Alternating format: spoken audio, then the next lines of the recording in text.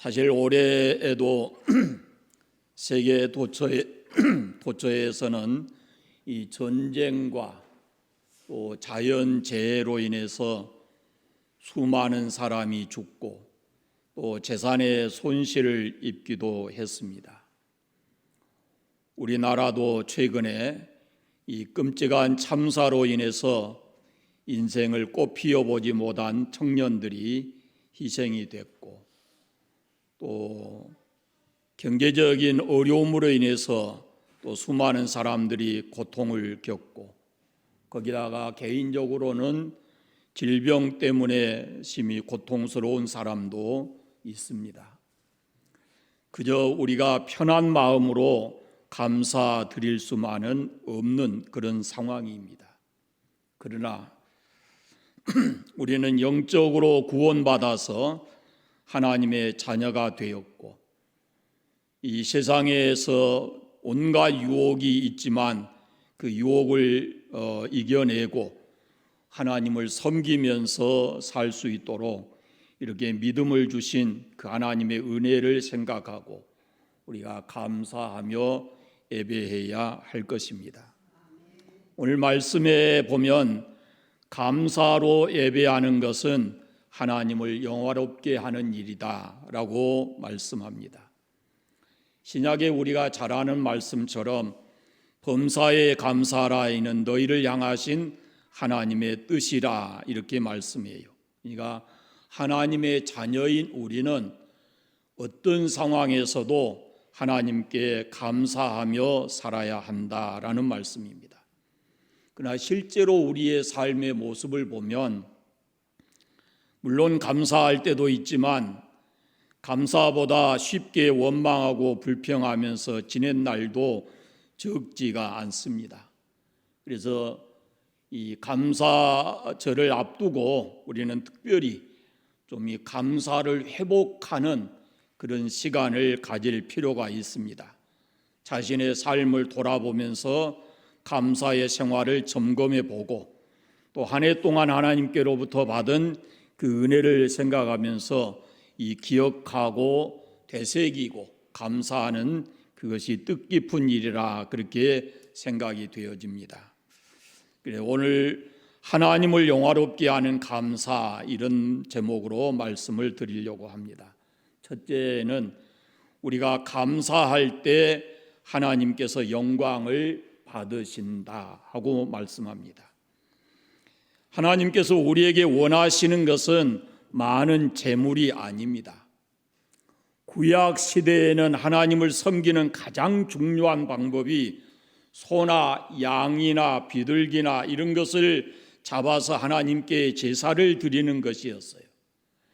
그것도 성전에서 제사장들은 매일 아침과 저녁에 하나님께 번제를 드렸습니다. 제사의 종류가 번제만이 아니고 소제, 속제제, 속번제, 화목제 이런 제사가 있었어요. 그러니까 유대교에서는 제사가 가장 신앙생활의 중심이었습니다. 이렇게 매일 드리는 제사뿐만 아니라 안식일마다 제사를 드렸고 달의 첫날 월삭이라 해서 그날도 제사를 드렸고 각종 절기 때마다 하나님께 제사를 드렸습니다. 솔로몬이 왕이 돼서 기브온 산당에서 하나님께 일천 번제를 드렸어요. 일천 번제 하면은 우리가 쉽게 얘기하지만은 1년이 365일이면 3년 가까운 매일매일 그렇게 하나님께 번제를 드렸다라는 겁니다. 그때 하나님께서 기뻐하시고 솔로몬에게 지혜와 부귀 영화를 허락해 주셨습니다. 우리가 여기서 잊지 말아야 될 점이 하나 있어요. 그것은 하나님께서 솔로몬에게 복을 주신 것은 그의 일천 번제 때문이 아니라 하나님께 대한 솔로몬의 믿음과 사랑 때문이었습니다. 일천 번제가 솔로몬이 자기 능력을 과시하기 위해서 행한 행사, 종교적 행사에 불과했다면 하나님이 그것을 기쁘게 받으실 리가 없습니다. 오늘 시편 말씀을 보면 하나님께서 이스라엘 자손이 바치는 제물에 대해서 어떻게 말씀하시는지를 우리가 볼 수 있습니다. 17절 말씀부터 한번 읽어보겠습니다.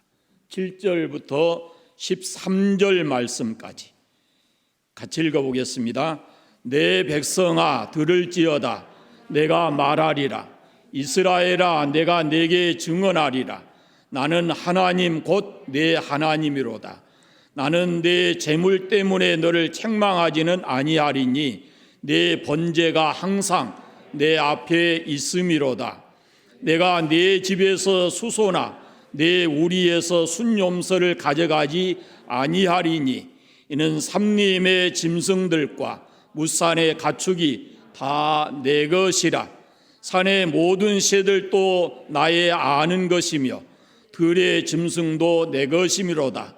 내가 가령 줄여도 내게 이르지 않을 것은 세계와 거기 충만한 것이 내 것이미로다. 내가 수소의 고기를 먹으며 염소의 피를 마시겠느냐. 아멘. 하나님께서 받으시는 것은 짐승의 고기나 피가 아니고 그 제물을 바치는 사람의 마음이다 라고 말씀합니다.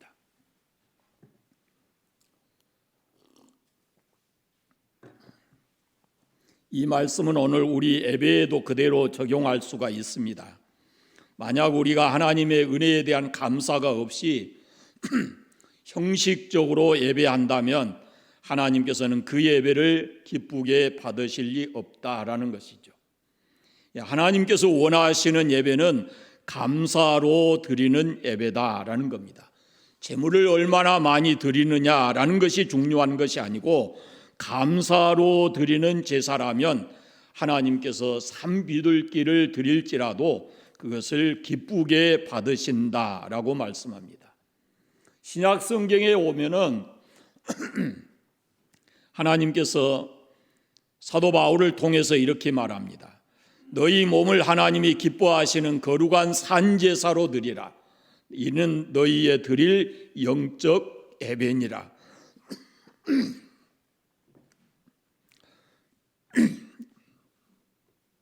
이 무슨 말씀이냐면요.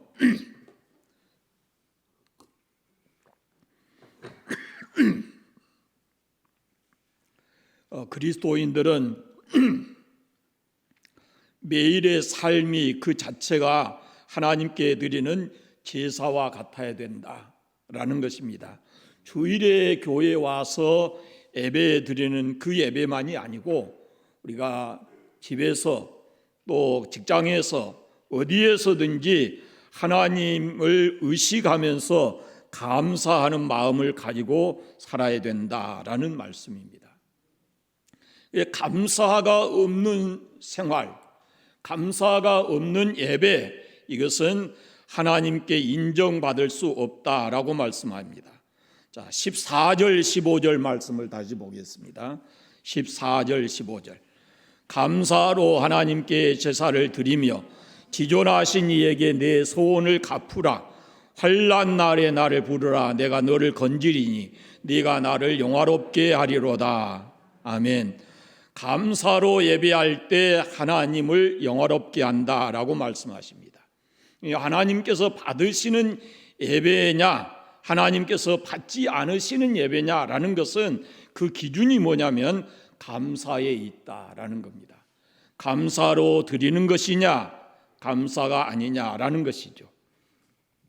우리가 예수님의 비유 가운데 그 라병 환자, 한센병을 앓고 있는 10명의 환자를 고치신 일이 있습니다. 그들이 멀리서 예수님이 오신 것을 보고 예수 선생이여 우리를 긍휼히 여기소서라고 소리했습니다. 그때 예수님께서 긍휼히 여기셔서 가서 제사장에게 너희 몸을 보이라 하셨죠. 그래서 그들이 가다가 자기 몸이 깨끗해진 것을 알았습니다. 그 중에 한 사람이 돌아와서 큰 소리로 하나님께 영광을 돌리면서 예수님의 발 아래 엎드려서 감사를 표현했습니다. 그 사람은 사마리아 사람이었어요. 예수님께서 말씀하시기를 10사람이 다 깨끗함을 받지 않았느냐, 그 9은 어디 있느냐, 이 사마리아 이방인 외에는 하나님께 영광을 돌리러 온 자가 없느냐라고 말씀하십니다. 그러면서 그 한 사람에게 일어나 가라, 내 믿음이 너를 구원하였다라고 말씀해요.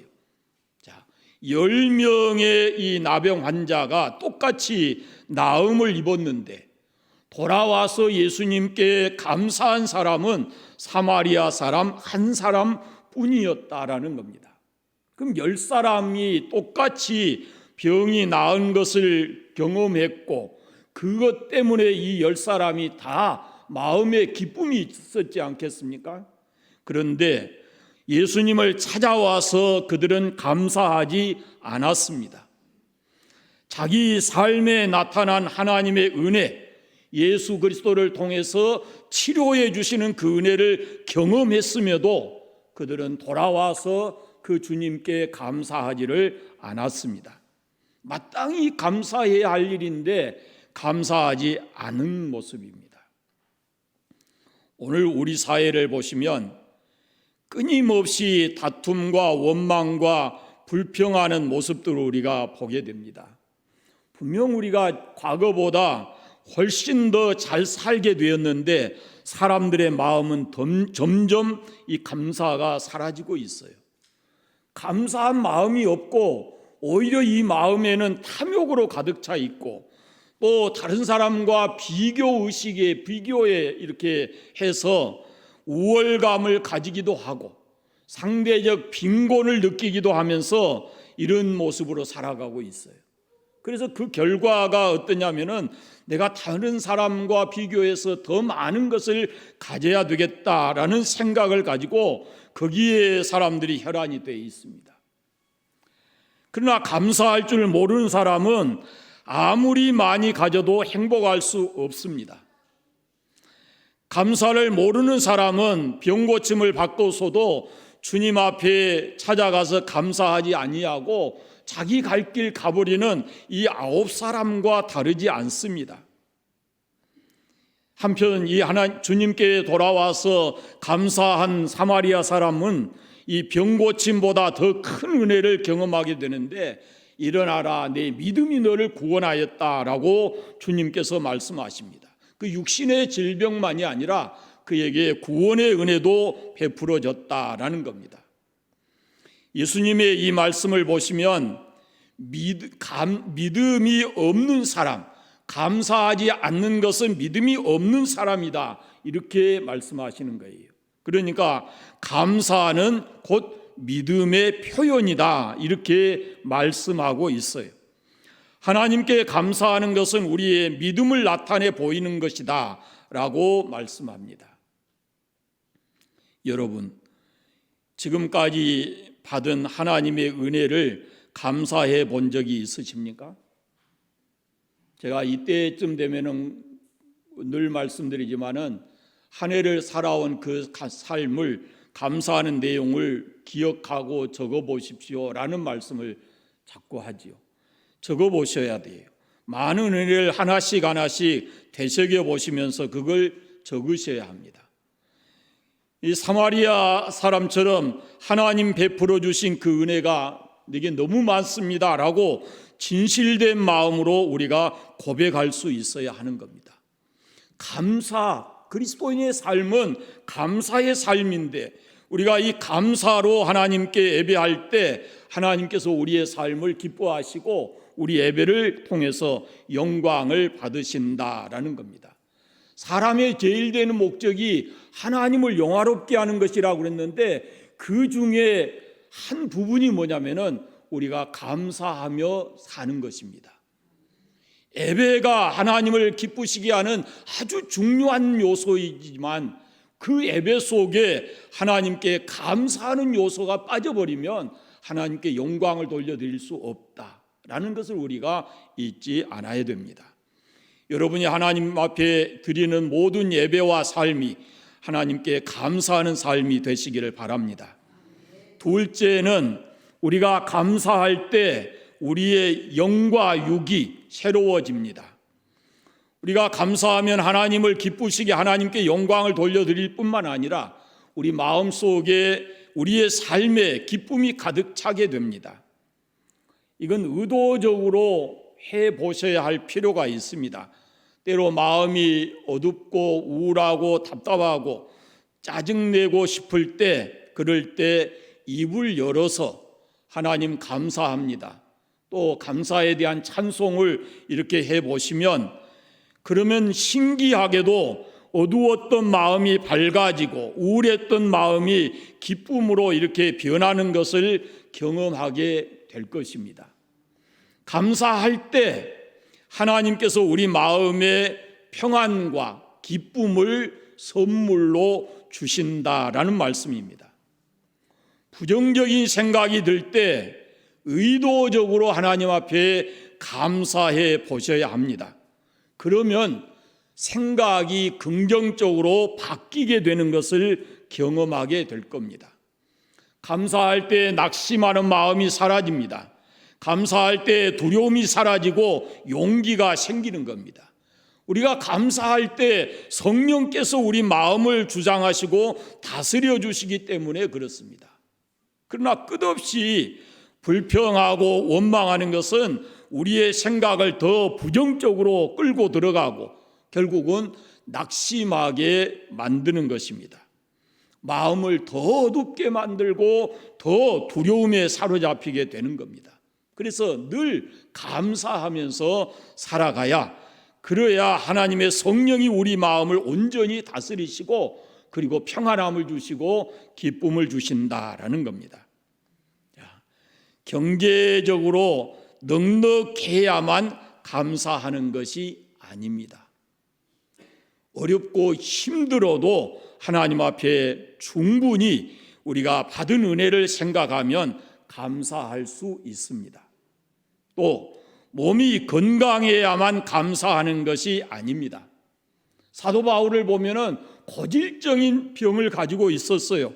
그럼에도 불구하고 그는 늘 감사하면서 살았습니다. 결국 감사는 우리의 믿음에 달려 있습니다. 지난주 기독 공부해 보니까 그 감사에 대한 어떤 분이 글을 써놨는데, 감사는 의식이다 이렇게 얘기했어요. 거기에서 우리는 신앙을 가진 사람은 조금 더 나가야 됩니다. 감사는 믿음입니다. 감사는 믿음의 표현입니다. 믿음의 생각을 가지면 어떤 여건, 불리한 여건 속에서도 감사할 수 있고, 믿음이 없으면 아무리 행복한 여건 속에서도 불평하고 불만을 가질 수가 있는 것입니다. 우리는 가정에서도 감사를 생활화해야 합니다. 식구들이 서로 감사를 표현하는 가정, 또 감사를 표현하지 못하는 가정, 이것은 가정의 행복도의 차이가 나는 겁니다. 서로 감사하면서 살아갈 때 그 가정이 행복한 가정이 되는 겁니다. 성경의 잠언에 보면은 마른 떡 한 조각만 있어도 감사함으로 먹는다면 그것이 바로 천국이라 그랬어요. 그러나 매 끼니마다 진수성찬을 차려놓고도 감사할 줄 모르면 그것은 지옥과 같은 삶인 것입니다. 부부간에도 서로 감사할 줄 알아야 합니다. 함께 있는 것을 감사해야 되고, 함께 있는 것을 감사해야 해요. 제가 어젯밤에 잠자기 전에 이숙희 씨에게 제가 그렇게 얘기했어요. 감사합니다. 오늘이 제 결혼 44주년 날이에요. 그래서 44년 함께 이렇게 어렵고 힘든 일을 하면서 함께 살아줘서 감사하다, 그런 표현을 했어요. 여러분, 감사는 마음속에 담아두는 것이 아니라 상대를 향해서 표현해야 되는 겁니다. 우리 감사한 마음은 믿음으로 하나님께 표현해야 되고, 사람에게는 감사하는 마음을 말로 아니면 물질로 표현을 해야 하는 것이죠. 그래서 살아가면서 반드시 가정에서 부부간에도 부모와 자녀 간에도 이렇게 감사를 표현하면서 살아가야 하는 겁니다. 그렇게 서로가 서로를 향해서 감사할 때 그 어떤 어려움이 와도 그것을 능히 이겨낼 수 있는 힘이 생길 줄로 믿습니다. 감사는 교회에서도 사회생활에서도 중요합니다. 감사하다라고 말하는 사람을 싫어할 사람이 아무도 없어요. 감사합니다라고 말하는데 그 사람을 밀어내고 싫어할 사람이 아무도 없단 말이죠. 그런데 우리가 아는 대로 서구 사람들은 작은 일에도 작은 친절에도 그냥 땡큐 감사합니다 이런 표현을 잘하는데 우리나라 사람들은 그게 서툴어요. 어려서부터 안 해본 거거든요. 그래서 마땅히 감사해야 될 일인데도 마음속에는 잔뜩 있으면서도 이게 입으로 표현되지 않고 침묵하고 있는 거예요. 웅변은 은이고 침묵은 금이라는 말 때문에 그런지 모르지만 여러분 감사를 표현해야 하는 겁니다. 그런데 마땅히 감사해야 될 때 그 감사를 표현하지 않으면 상대방이 어떻게 보냐면은 무례하게 보는 거예요. 전 감사할 줄도 모른다, 무례하다 이렇게 표현하는 거잖아요. 우리가 신앙생활할 때 한 교회 안에서도 다른 성도들에 대한 감사한 마음을 가져야 합니다. 교사들에 대한 감사도 가져야 되고 찬양대원, 식당에서 봉사하는 사람들, 차량을 운전하는 사람들, 교회에서 보이지 않게 여러 모양으로 봉사하고 있는 사람들에 대해서 감사해야 하는 거죠. 그들의 수고를 알아주고 감사할 때 그들이 더 힘이 생기고 보람을 느끼게 되는 것이죠. 언젠가도 제가 말씀드렸지만 우리가 칭찬받고 격려받을 때 그래서 기분이 좋아지게 되면 우리 안에서 몸에서 엔돌핀이 생긴다고 그러잖아요. 엔돌핀. 그런데 이 엔돌핀보다 4,000배나 더 강한 것이 다이돌핀이라 그랬는데 다이돌핀은 감동하고 감격했을 때 생긴다 그럽니다. 이 다이돌핀의 강력한 그 저항력 또 생명력이 가지고 있다라는 거죠. 그래서 이 다이돌핀이 무서운 질병도 이겨낸다라고 말하고 있습니다. 우리가 하나님의 은혜를 깨닫고 그 은혜에 대해서 감동하고 감격하고 그렇게 신앙생활하면은 우리 속에서 강력한 그런 다이돌핀과 같은 이런 호르몬이 발생이 돼서 우리의 삶이 더 기뻐질 수 있다라는 그런 말씀입니다.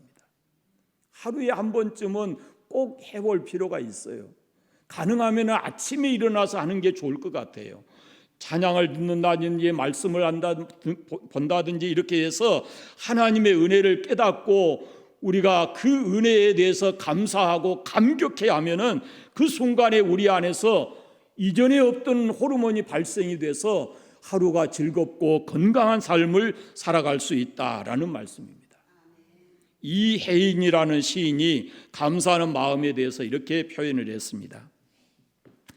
감사하는 마음은 깨끗한 마음입니다. 감사하는 마음은 따뜻한 마음입니다. 감사하는 마음은 겸손한 마음입니다. 감사하는 마음은 기뻐하는 마음입니다. 감사하는 마음은 예민하게 깨어있는 마음입니다. 감사하는 마음은 평화로운 마음입니다. 감사하는 마음은 기도하는 마음입니다. 이제 우리는 감사를 생활화해서 우리 마음이 기쁘고 또 삶이 행복해지는 그런 삶을 사시기를 바랍니다. 세 번째, 우리가 감사할 때 하나님께로부터 우리 기도의 응답을 받을 수 있습니다. 다시 한번 14절 15절 말씀을 읽겠습니다. 감사로 하나님께 제사를 드리며 지극히 높으신 자에게 내 소원을 갚으며 환난 날에 나를 부르라. 내가 너를 건지리니 네가 나를 영화롭게 하리로다. 아멘.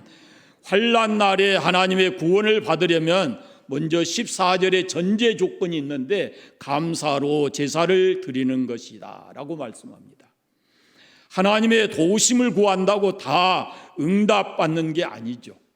이스라엘 백성들이 철저하게 종교 생활을 했지만 하나님께서 그들에게 말씀하시기를 이렇게 말씀합니다. 너희가 손을 펼 때에 내가 눈을 가리고 너희가 많이 기도할지라도 내가 듣지 아니하리니 이는 너희 손에 피가 가득함이라. 그렇게 말씀하셔요. 아무리 부르짖어도 하나님께서 듣지 않고 손을 내밀지 않는다라고 말씀하셔요. 그런가 하면 우리에게 하나님께서 응답을 하시지만 때로는 우리에게 책임을 물을 때도 있어요. 우리가 기도해서 하나님이 응답해 주시지만 우리의 잘못된 삶에 대해서는 책임을 묻는 경우가 있다라는 겁니다. 시간이 많이 가서 다 말씀드리지 못하지만 이스라엘 백성들의 광야 생활을 보면은 그런 모습들이 나타나고 있다라는 겁니다.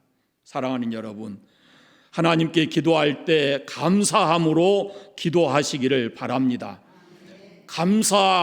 우리가 하나님께 감사할 때 하나님께서는 우리의 기도를 들으십니다. 빌립보서 4장 6절 7절 우리가 잘 아는 말씀인데 아무것도 염려하지 말고 오직 모든 일에 기도와 간구로 너희 구할 것을 감사함으로 하나님께 아뢰라. 그리하면 모든 지각에 뛰어난 하나님의 평강이 그리스도 예수 안에서 너희의 마음과 생각을 지키시리라. 골로새서에 보면은 기도를 항상 힘쓰고 기도에 감사함으로 깨어 있으라라고 말씀합니다. 기도할 때 가장 우선돼야 될 것이 하나님 앞에 감사하는 것이다라고 말씀합니다. 여러분 시편 50편 23절 말씀을 오늘 본문 말씀을 다시 보시기 바랍니다. 감사로 제사를 드리는 자가 나를 영화롭게 하나니 그 행위를 옳게 하는 자에게 내가 하나님의 구원을 보이리라 라고 말씀합니다.